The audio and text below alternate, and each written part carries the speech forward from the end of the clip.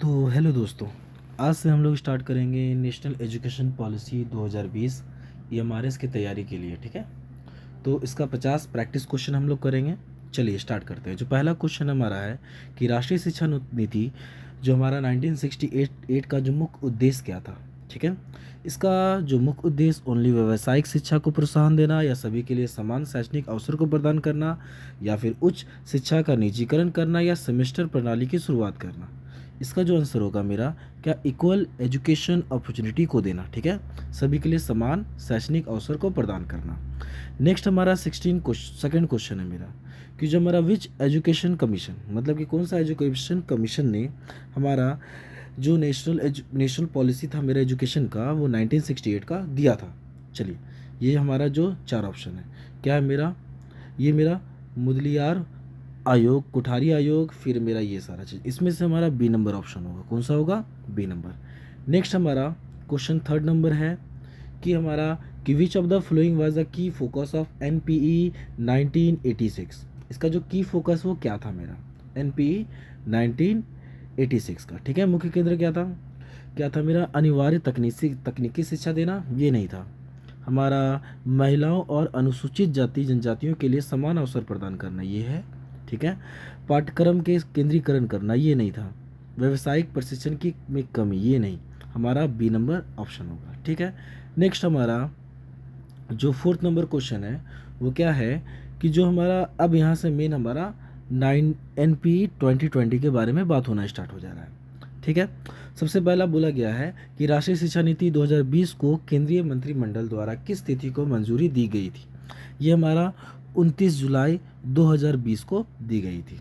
Next हमारा question है कि what is the vision statement of NEP। NEP का जो हमारा विज़न क्या था, ज़रा बताइए। वैश्विक रोजगार प्रदान करना, भारत में ज्ञान समाज में परिवर्तन करना, केवल निजी शिक्षा को बढ़ावा देना, या फिर जो चौथा ऑप्शन है कि सार्वजनिक वित्त पोषण को कम करना। ठीक है, तो हमारा जो ऑप्शन होगा मेरा, ऑप्शन नंबर बी होगा, क्योंकि ये हमारा क्या कर रहा है, भारत को ज्ञान समाज में परिवर्तन करना था, नॉलेज, ये इसी कारण हमारा क्या NEP लाया गया था। ठीक है, नेक्स्ट हमारा जो क्वेश्चन है वो क्या है मेरा, NEP 2020 ये जो अचीव है मेरा, ठीक है, अचीव 100% ग्रॉस इनरोलमेंट रेशियो, ये क्या होता है, ये क्या होता है मेरा, एडमिशन पे बात करता है। किसके बात करता है मेरा, एडमिशन पे बात करता है। ठीक है, ये 100% कब होगा मेरा, हमारा 100% हमारा 2030 तक का इसका टारगेट दिया गया है। ठीक है, कि देखिए यहाँ पे लिखा गया है कि NEP target full JER school education grade 12 तक, मतलब 2030 तक का ये हमारा पूरा लक्ष्य प्राप्त करना था इसका। ठीक है, पूर्ण नामांकन करना। ठीक है, चलिए सातवां क्वेश्चन, NEP रिप्लेस विच प्रीवियस पॉलिसी को NEP ने रिप्लेस किया था। ठीक है, चलिए ये सुनिए गौर से, ये NPE 1986 है, इसी का मॉडिफिकेशन हमारा 1992 को हुआ था। ठीक है, तो ये बी और सी दोनों को क्या कर रहा है, रिप्लेस कर रहा है, तो इसलिए ऑप्शन नंबर डी हो जाएगा। ठीक है, चलो हमारा आठवां क्वेश्चन है कि NEP 2020 align with the which हमारा सस्टेनेबल डेवलपमेंट गोल। ठीक है, क्या लिखा गया, NPE 2020 किस सतत विकास लक्ष्य में मेल खाती है। ठीक है, सबसे पहला SDG 3 जो होता है मेरा good health and well being का होता है, SDG क्वालिटी ऑफ एजुकेशन का होता है, SDG 8 होता है डिसेंट वर्क एंड इकोनॉमिक का होता है, और SDG 10 होता है रिड्यूस इन इक्वालिटीज़ का होता है। तो हमारा एजुकेशन पे बात करता है ये मेरा, इसी कारण बी नंबर ऑप्शन होगा। ठीक है, चलिए नेक्स्ट हमारा क्वेश्चन नंबर 9 है कि which structure has NEP 2020 introduce in place of 10 और +2। 10 और +2 के बाद अब कौन सा स्ट्रक्चर आ गया मेरा, अब मेरा एक स्ट्रक्चर आया मेरा 5+3+3+4 का आया, इसका आया मेरा। ठीक है, ये जो 5 है मेरा वो बताता है मेरा, क्या बताता है मेरा, फाउंडेशन स्टेज को बताता है। किसको बताता है मेरा, फाउंडेशन। ये 3 वाला बताता है प्रिपरेटरी स्टेज के बारे में बताता है, ये मिडिल स्टेज के बारे में बताता है। ठीक है, ये सेकेंडरी स्टेज के बारे में बताता है, ये प्रिपरेटरी, ये मेरा मिडिल, और ये बताता है सेकेंडरी। ओके, चलिए नेक्स्ट हमारा जो बोलता है the term foundational literacy and numeracy, ये FLN का फुल फॉर्म है, याद रखिएगा, सबसे इंपॉर्टेंट चीज़ है। ठीक है, ये was popularise under the which initiative. ठीक है, किस इनिशिएटिव के अंदर हमारा एफएलएन चलता है मेरा? निपुण भारत के अंदर चलता है। किसके अंदर चलता है मेरा? निपुण दीक्षा हमारे टीचर्स के लिए होता है मेरा, ठीक है। चलो नेक्स्ट हमारा क्वेश्चन है कि which of the following is not the guiding principles of NEP 2020। ये मेरा कौन मेरा इसमें प्रिंसिपल्स नहीं है मेरा, एनईपी के लिए सिद्धांत नहीं है मेरा। चलो एनईपी में फिर फ्लेक्सिबल इन लर्निंग होना चाहिए, सीखने में लचीलापन होना चाहिए, बहुविषयक शिक्षा होना चाहिए, बहुत अच्छा है। फिर निर्णय लेने के लिए केंद्रीकरण ये नहीं होना चाहिए, समानता और समावेशन होना चाहिए। तो ऑप्शन नंबर सी नहीं का बात किया, नेगेटिव का बात किया था। चलिए नेक्स्ट हमारा क्वेश्चन है कि which of the flowing agency is the responsible for developing the national curriculum framework under NEP 2020। किस एजेंसी को दिया गया है कि हमारा एनईपी 2020 का करिकुलम फ्रेमवर्क बनाया जाए, ठीक है। इसका ऑप्शन दिया गया है मेरा क्या? एनसीटीई, यूजीसी, एनसीईआरटी और एआईसीटीई। एनसीईआरटी को दिया गया, किसको दिया गया? एनसीईआरटी को दिया गया। चलो the NEP 2020 recommended education in the mother tongue और regional language under the which grade. हमारा किस ग्रेड तक हमारा बच्चा लोग को मदर टंग में ही उसको पढ़ाया जाए? ये क्लास 5 तक। देखो ये बोला गया कि अगर संभव हो तो क्लास 8 तक, क्लास 8 तक हम लोग उसको मदर टंग में पढ़ा सकते हैं अगर संभव हो तो, लेकिन 5 तक तो आपको पढ़ाना ही है, ठीक। नेक्स्ट हमारा बोला गया which of the following commission first recommended common school system later reflected in NEP 1968। ठीक है, किस कमीशन ने ये बताया था कि जो हमारा कॉमन स्कूल, कॉमन मतलब कि जो सामान्य विद्यालय सभी के लिए, ठीक है, ये बनाया गया था। ये किसने? कुठारीलाल कमीशन ने किया था। किसने किया था? कुठारीलाल कमीशन ने, ठीक है। Next under NEP 2020 schooling from 3 to 8 term of which stage. ये हमारा 3 to 8 जो बताए थे आपको, ये 5 ईयर के बारे में बात कर रहा है, ठीक है, 5 ईयर का है ना। इसमें 5 ईयर का बात कर रहा है, मतलब कि ये फाउंडेशन स्टेज के बारे में बात कर रहा है, ठीक है। इसके बाद हमारा आता है प्रिपरेटरी स्टेज, जो हमारा क्या होता है मेरा 5 ईयर के बारे में बात हो रहा है। ये हमारा 3 to 5 क्लास तक का होता है। मिडिल स्टेज 6 to 8 का होता है और सेकेंडरी स्टेज 9 to 12 का होता है, ठीक है।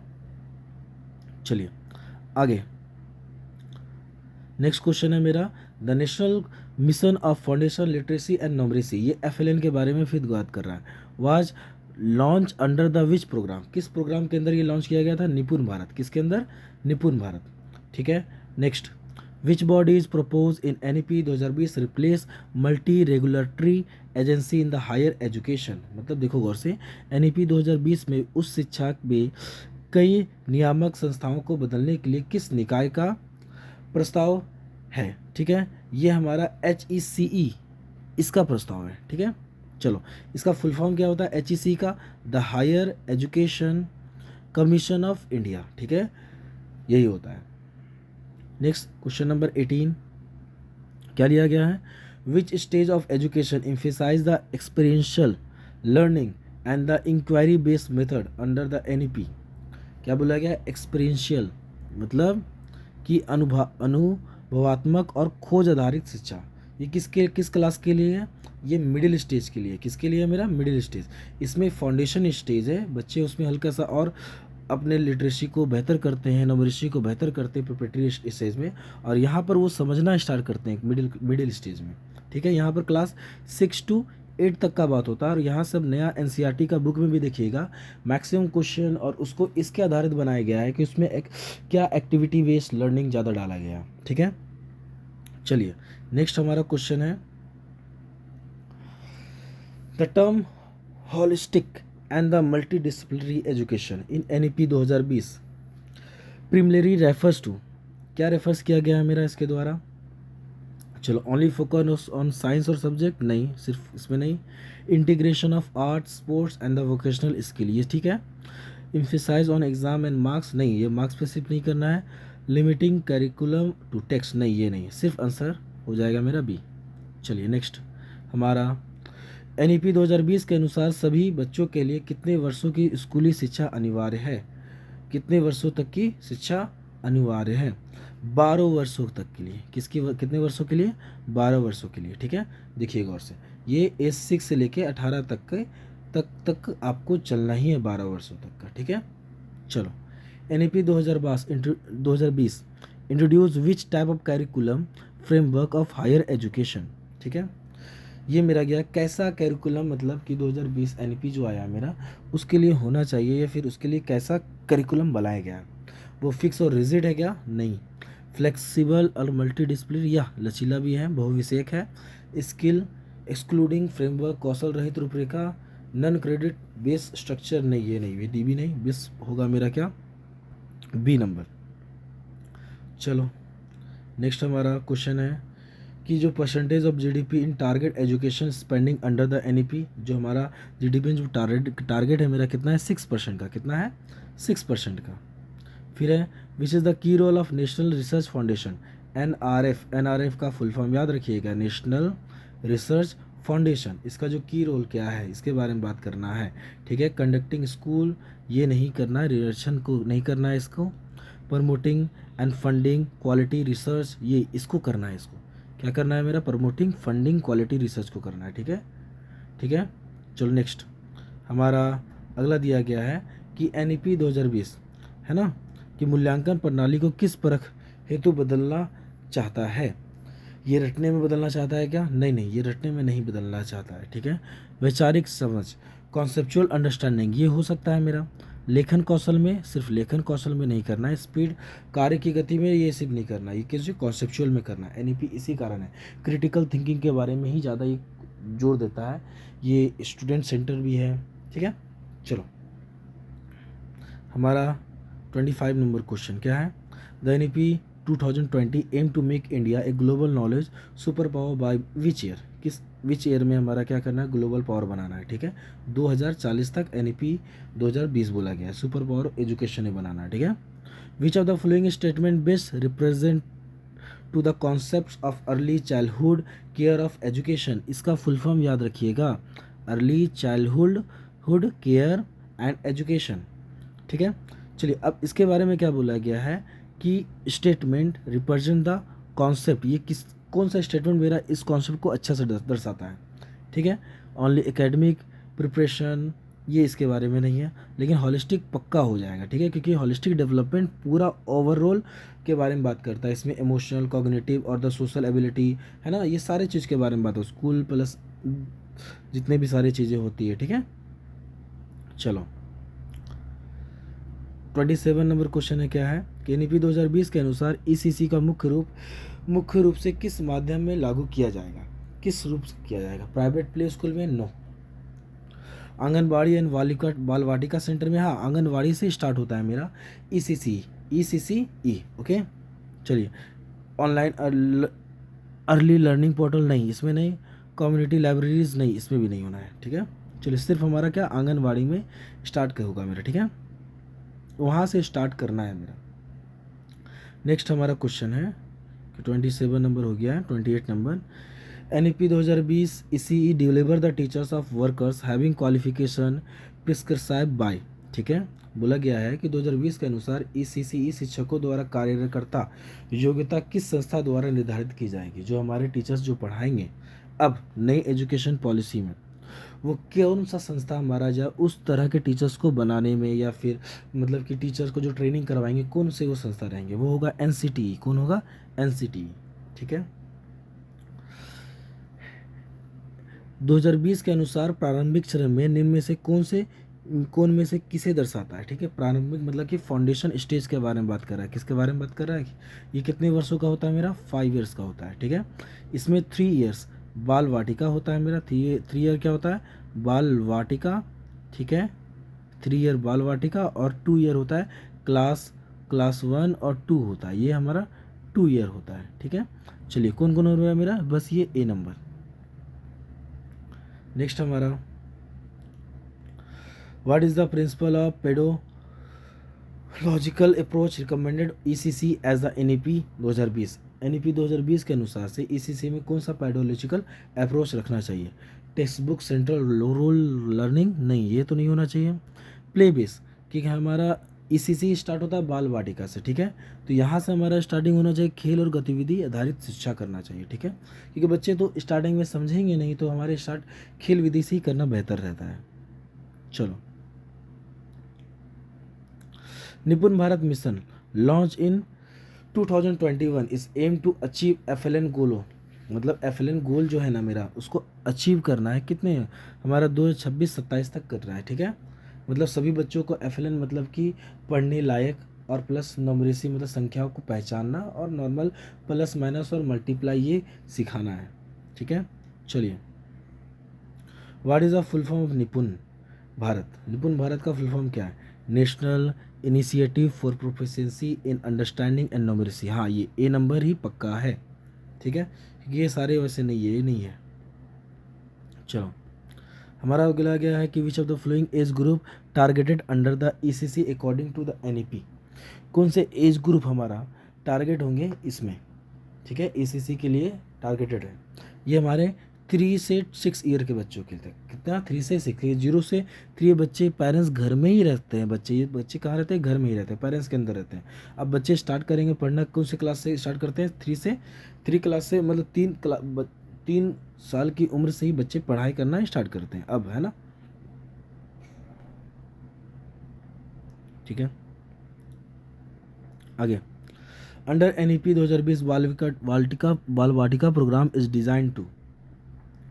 क्या होगा इसका उद्देश्य? बाल वाटिका 2020 का provide meal in pre school, ये तो हमारे स्टेट गवर्नमेंट में चलता है। फिर next, prepare 5 year old for grade 1 through the play based learning, okay, ये भी हो सकता है। Offer digital education, train teacher for higher education, नहीं, ये हमारा बी नंबर होगा, ठीक है, कि बच्चों को प्ले बेस्ड लर्निंग देना है, ठीक। फिर बोला गया है कि NEP 2020 के अनुसार निम्न में से कौन सा ECCE का उद्देश्य नहीं है, ठीक है। फिजिकल एंड मोटर डेवलपमेंट, ये कैसे नहीं कर सकते, ये जरूरी है। इमोशनल एंड सोशल डेवलपमेंट, ये भी जरूरी है। हमारा यांत्रिक रटना नहीं है मेरा, बच्चों को सिखाना है, समझ से सिखाना है, ठीक है। फिर बोला है सौंदर्यात्मक और रचनात्मक अभिव्यक्ति, ये भी सही है। हमारा कौन सा ऑप्शन होगा? ऑप्शन नंबर सी, ठीक। चलो, फिर हमारा 36 क्वेश्चन है, क्या है? NEP 2020 ECC पाठ्यक्रम को किस रूपरेखा से जोड़ती है? किस रूपरेखा से जोड़ती है? ये होगा मेरा NCF ECC E से जोड़ती है। किसे जोड़ती है? NCF ECC E से जोड़ती है, ओके। 37 नंबर, ECC करिकुलम बोला गया है कि NEP के अंतर्गत ECC पाठ्यक्रम में से किन को प्रमुख शिक्षण क्षेत्र में माना गया है? लैंग्वेज, नंबर, इन्वायरमेंट एंड क्या है?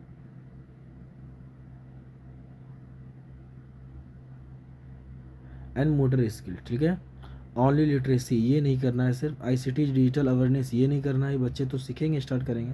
तो हमारा जो बोला गया है ECC, बच्चों को लैंग्वेज सिखाना, न्यूमरेसी सिखाना, इन्वायरमेंट के बारे में बताना हल्का सा, ये ज़रूरी है उनको लिए, okay. 38 number question, learning by doing, ये किसने बोला था? ये बोला था जॉन डीवी ने। किसने बोला था? जॉन डीवी ने। किसने बोला था? जॉन डीवी ने, ठीक है। नेक्स्ट हमारा, इसी teacher are expected for the have which are the competency पर NEP 2020 अनुसार बोला गया। 2020 के अनुसार ECC शिक्षकों में से कौन सी मुख्य दक्षता होनी चाहिए, ठीक है। चलो बताओ, केवल विषय का विशेष क्या? ये जरूरी नहीं है। बाल विकास के चरणों के प्रति संवेदनशीलता, हाँ ये जरूरी है। एबिलिटी टू कंडक्ट एग्जाम्स, परीक्षाओं को प्रभावी संचालन, नहीं ये उतना भी जरूरी नहीं है। प्रशासनिक एवं प्रबंधकीय नियंत्रण, ये भी उतना जरूरी नहीं, बस बी नंबर ज़्यादा इंपॉर्टेंट है। 40 नंबर क्वेश्चन है, क्या है? Which of the following is the best describe the purpose of integrating ECCE which primary education under NEP 2020 के अंदर ECC के प्राथमिक और शिक्षा को जोड़ने का मुख्य उद्देश्य क्या है?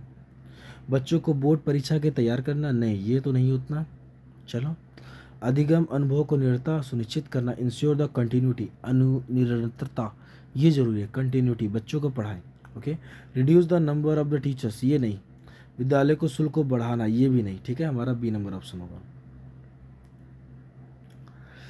NEP 2020 के अनुसार ECC का मूल्यांकन के संबंध में कौन सा कथन सही है? मूल्यांकन अंक पर आधारित होना चाहिए, ये जरूरी नहीं है, ठीक है। मूल्यांकन बच्चों के समग्र विकास पर केंद्रित होना चाहिए, ये ठीक है। मूल्यांकन राष्ट्रीय स्तर पर मानकीकृत होना चाहिए, नहीं ये उतना भी जरूरी नहीं है, ठीक है। हमारा क्या मूल्यांकन प्रतियोगी होना चाहिए, ये भी नहीं, मतलब बी नंबर ऑप्शन सही रहेगा। चलो नेक्स्ट हमारा, which of the following initiative ensure effective implementation of LN goal across India, निम्न में से कौन सी पहल भारत में एफएलएन लक्ष्यों को प्रभावित क्रियात्मक को सुनिश्चित करती है? परख करती है? नहीं। निपुण करती है? हाँ, निपुण ही करती है एफएलएन को। नेक्स्ट हमारा क्वेश्चन है 43 नंबर कि एनईपी 2020 के अनुसार ईसीसीई पाठ्यक्रम मुख्य रूप से किस पर आधारित होनी चाहिए?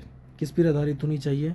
वर्कशीट और गृह कार्य पर नहीं, स्थानीय संदर्भ और सांस्कृतिक और बच्चों के परिवेश पर, केवल डिजिटल पर, शैक्षणिक पाठ्यक्रम पुस्तकों पर नहीं। ये हमारा लोकल कंसेप्ट पे होना चाहिए, ठीक है, क्योंकि ये एनईपी हमारे लोकल के बारे में ज़्यादा बताता है कि बच्चों को जो सिखाना है आसपास के माहौल से ही पढ़ा के सिखाना है, ठीक है, ऐसे कल्चर बेस पढ़ाना है, ठीक है। जो नेक्स्ट हमारा बोला गया है कि what is the role of the parents in achieving FLN goal according to NEP. FLN goal है ना, इसके अकॉर्डिंग जो बच्चों को क्या गोल था एफएलएन का मेन पॉइंट, ठीक है।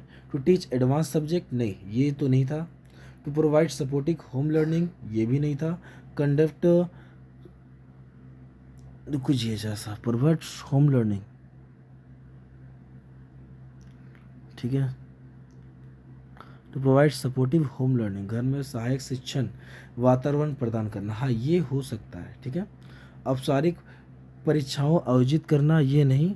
विद्यालय प्रशासन की देखरेख करना, ये नहीं, ठीक है। चलो 45 number, which of the following learning domain are explicitly प्रारंभिक अधिगम में निम्न में से किन अधिगम क्षेत्रों में विषय रूप में लक्षित किया गया है? चलो कौन सा होगा मेरा इसका? रीडिंग, राइटिंग, अथेंटिंग, ये ए नंबर होगा इसका, ठीक।